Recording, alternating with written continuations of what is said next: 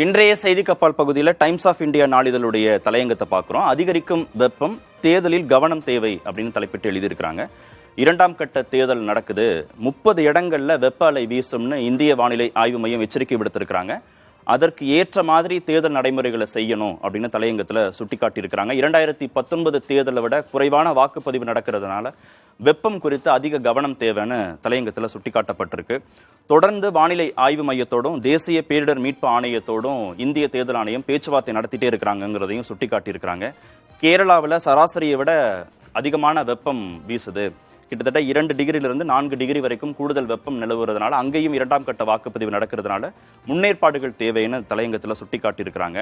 அதிக வெப்பம் காரணமா வேட்பாளர்கள், தலைவர்கள், தொண்டர்கள்ட்ட உற்சாகம் இல்லை அப்படிங்கிறதும் தலையங்கத்தில் சுட்டிக்காட்டப்பட்டிருக்கு. வெப்ப தாக்குதல் காரணமாக வாக்கு சதவீதம் குறையலாம் அப்படிங்கிற எச்சரிக்கையும் தலையங்கத்தில் விடுத்திருக்கிறாங்க. இவிஎம் இயந்திரத்தையும் வெப்பம் தாக்கலாம். அதிகமான வெப்பம், அதிகமான ஈரப்பதம் ரெண்டுமே வாக்குப்பதிவு இயந்திரத்தை பாதிப்புக்கு உள்ளாக்கும். எனவே கவனம் தேவை. நேரடியாக சூரிய ஒளி படுற மாதிரி பார்க்காம அது குறித்த முன்னெச்சரிக்கை தேவைங்கிறதையும் சுட்டிக்காட்டியிருக்கிறாங்க தலையங்கத்தில். அதே மாதிரி விவிபேட் கண்ணாடி திரை அப்படிங்கிறதுனாலையும் அதுலேயும் கவனம் தேவைன்னு சுட்டிக்காட்டியிருக்கிறாங்க. நேரடியாக சூரிய வெப்பம் படுகிற போதும் அதுலேயும் பிரச்சனை வரலாம் அப்படிங்கிறதையும் சுட்டிக்காட்டியிருக்கிறாங்க.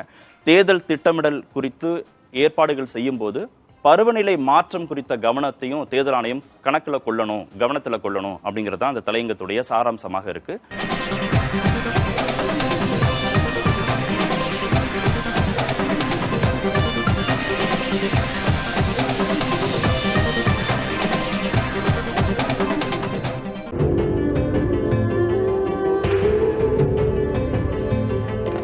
வெண்மையின் அடையாளம் உலாமா லுங்கீஸ், வெஸ்ட்ஸ் அண்ட் பிரீவ்ஸ்.